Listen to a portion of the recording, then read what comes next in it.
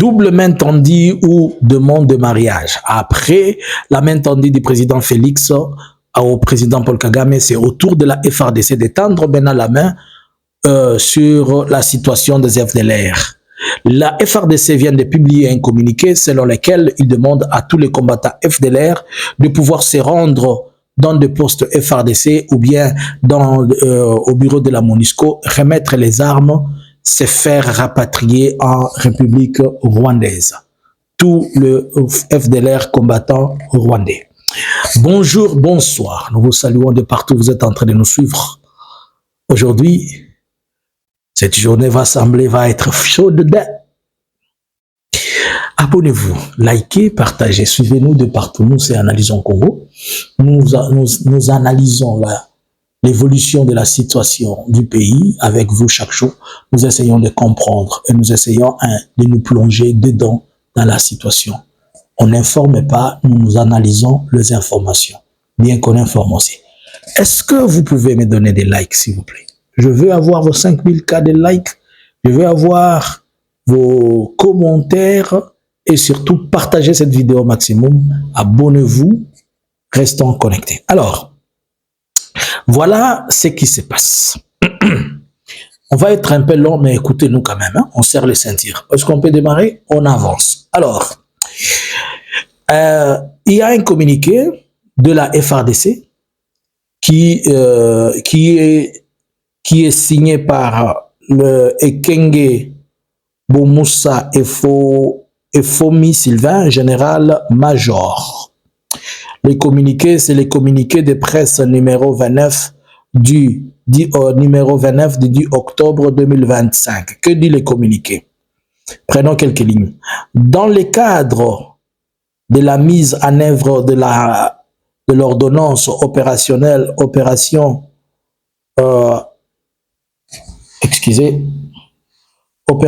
adoptée le 1er octobre 2025 par le comité conjoint de la supervision de l'accord de Washington signé par la République démocratique du Congo, signé par la République démocratique du Congo, la République du Rwanda, sous la médiation des États-Unis. Excusez-nous quand même, sous la médiation des États-Unis. Elle dit quoi? Les forces armées de la République démocratique du Congo appellent toutes les forces, toutes les factions des forces démocratiques de libération du Rwanda, c'est-à-dire en sigle FDLR, à déposer les armes et à se rendre aux autorités congolaises ou à la MONUSCO en vue de leur rapatriement dans leur pays d'origine, le Rwanda. Les forces armées de la République démocratique du Congo, en outre, ou la population en contact avec les FDLR, de solidariser de ces rebelles rwandais et de les sensibiliser pour se rendre sans condition aux autorités de la RDC de la MONUSCO en cas de résistance, de refus d'obtempérer les FRDC conformément au dispositif pertinent de l'accord de Washington, procéderont au désarmement par contrainte ou par usage de force. Aussi, les forces armées de la République démocratique du Congo rappellent, telles à toutes les militaires, l'interdiction de collaborer d'une manière ou d'une autre avec les forces démocratiques de la libération du Rwanda. Toute violation de cette consigne permettent à exposer son autorité sur les sanctions sévères.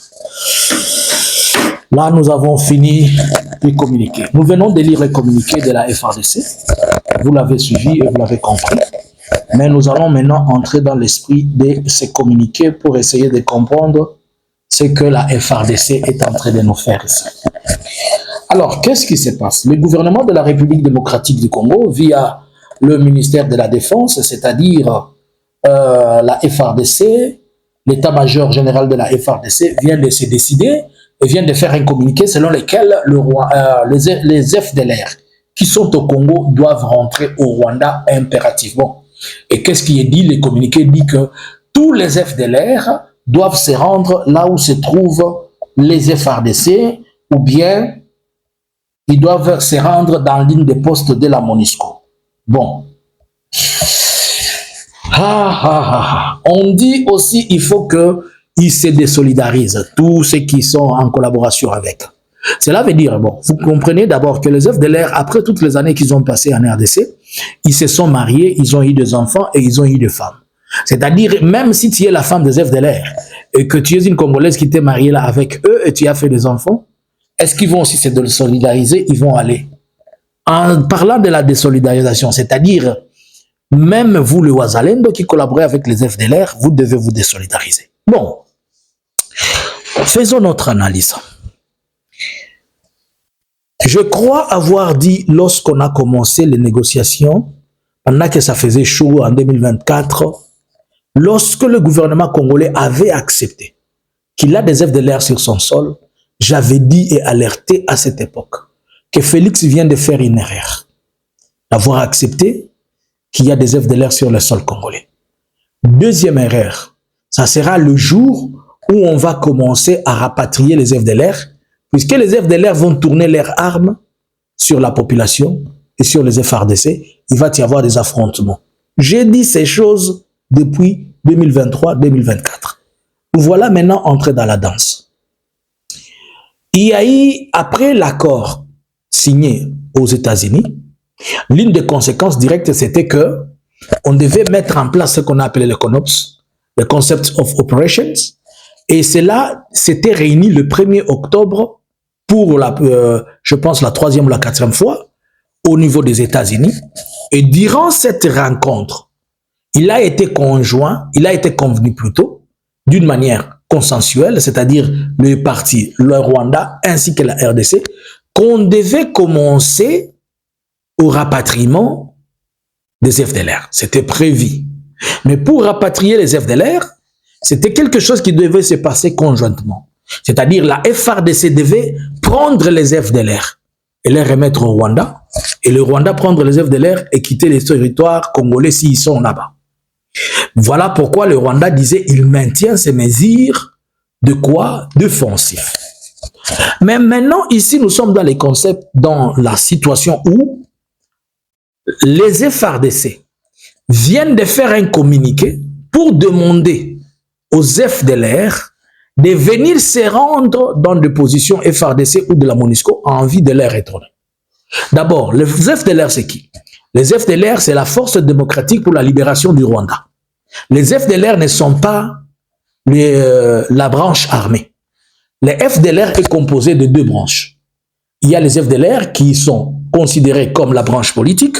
Il y a aussi les FOCA qui s'appellent Force d'opération Abachungusi. Si je ne me suis pas trompé sur l'identification. Alors c'est ceux-là qui sont les FOCA, qui est la branche armée, qui était jusqu'en 2023 coordonnée par Mudachumura avant qu'il ne soit tué. Mudachumura avait été tué. Et voilà, maintenant, quand on demande à ce que les forces partent, FDLR, c'est-à-dire ça inclut à la fois les civils et les militaires. Les civils qui est la branche politique, et dans la branche politique, il n'y a pas assez de civils politiques qui sont, puisqu'ils vivent dans la clandestinité, éparpillés un peu partout en Europe, en Asie, un peu partout en Afrique.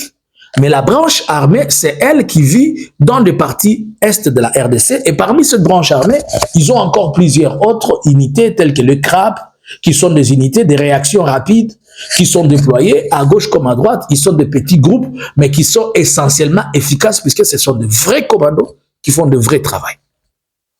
Alors, revenons maintenant ici à ce qu'on est en train de dire.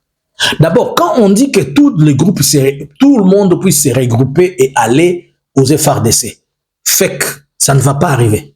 On va peut-être amener les femmes, on va amener les enfants. Mais est-ce que les combattants vont-ils sortir, prendre les armes, les déposer et partir? Peut-être le vieux, le vieillard, pas les jeunes, ou peut-être ceux qui sont en forme. Alors, il faut d'abord identifier et savoir où se trouvent les FDLR. Plusieurs informations et quand vous voulez faire le mapping de leur présence en RDC, vous allez remarquer que dans les Sud Kivu, on parle plus des FDLR dans les Mwenga, les Chabunda, un peu partout. Dans les territoires du Nord Kivu, c'est plus dans les territoires de Walikale, Massissi, Rutshuru, et ainsi que de la province orientale vers Ituri. Donc, ils sont éparpillés. Et vu la concentration de la guerre aujourd'hui, il y a beaucoup plus d'autres plutôt les FDLR qui sont dans les territoires du Maniema, dans la province du Maniema, et les autres ont avancé vers Kisangani. Et aujourd'hui, où nous sommes en train de parler, il y a des FDLR à Kinshasa, notamment dans la garde républicaine, puisque c'est reconnu que Félix a aussi des protections de FDLR. Les FDLR sont des formateurs de la FARDC. Les FDLR sont parmi les instructeurs de Wazalendo. Les FDLR opèrent conjointement avec les Wazalendo et avec les Burundais. Les FDLR opèrent conjointement avec les FARDC. Maintenant, on demande aux FDLR de déposer les armes et s'ils ne déposent pas, on va ouvrir le feu sur eux. Alors que les FDLR sont supérieurement, ils ont une capacité supérieure de formation par rapport aux FARDC, puisque ce sont eux les instructeurs des FARDC. Et ils ont une puissance de feu capable de nuire aux FARDC. Alors que, pour le moment, le Rwanda attend les FARDC et les FDLR chez lui, comme il a dit qu'il a mis des mesures défensives. Les M23 sont en train d'avancer, ils combattent qu'ils croisent dans les chemins. Alors les FARDC sont des alliés aux FDLR, mais on demande maintenant aux FDLR de déposer les armes, c'est-à-dire les FDLR deviennent au milieu de qui? Des AFC, bar M23, les Wazalendo, les FDLR ici et les FARDC ici. Pour dire que les FDLR deviennent au milieu de deux forces. Cela veut dire que si un FDLR refuse de donner son arme, on va tirer sur lui. Et si les FDLR, on doit tirer sur eux, ils doivent se défendre. Pour dire, comme ils ne peuvent pas partir, cela veut dire qu'il vient d'être sifflé des affrontements internes qui n'ont rien à voir avec FARDC M23, mais qui vont être maintenant FDLR et FARDC. Maintenant, la question, les M23, on les met à côté, les Wazalendo sont alliés aux FDLR. Est-ce que les FDLR vont-ils s'allier aux Wazalendo pour combattre les FDLR et les FARDC? Est-ce que les Wazalendo vont déposer les armes ou bien ils vont aussi faire la guerre aux FDLR? Est-ce que la FARDC a la capacité de faire la guerre aux FDLR? Équation. Premièrement, la FARDC n'est pas capable de faire la guerre aux FDLR. Ils peuvent juste tirer et les nuire et les envoyer, les bouger d'une manière, d'un endroit vers un autre, à moins qu'on envoie suffisamment de troupes pour aller. Mais pour ce faire, il a fallu que la FARDC, ce qui était dit, que la FARDC ait des unités spéciales qui soient à mesure de pouvoir les maîtriser. Mais si on doit avoir des unités spéciales, est-ce que nous avons des unités spéciales capables de combattre les CRAP et d'autres unités FOCA? Point d'interrogation. Combien sont-ils aujourd'hui pour les combattre, pour les rapatrier et les amener? Est-ce que ce sont des fruits qu'on va aller cueillir comme ça? La main tendue, la main tendue. La main tendue, yo quoi bisou bazo pes yango demande à mariage pardon beaucoup sungabiso te demande à mariage ici la noki. Est-ce que vous êtes en train de voir tout ce que je suis en train de vous expliquer comme problématique qu'on a maintenant? Ça devient maintenant une guerre des FDLR contre les FARDC et sur la population congolaise. Il y a un très grand risque que les mêmes FDLR fassent du mal à Félix puisqu'ils sont avec lui dans sa présidence. Alors, est-ce que Félix va-t-il jouer à la malignité ou à la diplomatie de prendre quelques échantillons et donner à Kagame pour lui dire que Kagame quitte? Ça, on ne sait pas. Tout est possible. Mais par contre, est-ce que vous trouvez normal qu'on dise à un militaire de venir déposer son arme et qu'on le prenne, qu'on l'amène au Rwanda? Est-ce que cela paraît logique? Les FDLR sont des Hutus. Les Burundais, ils sont en train de combattre aussi des forces burundaises qui font du mal et qui veulent entrer au Burundi.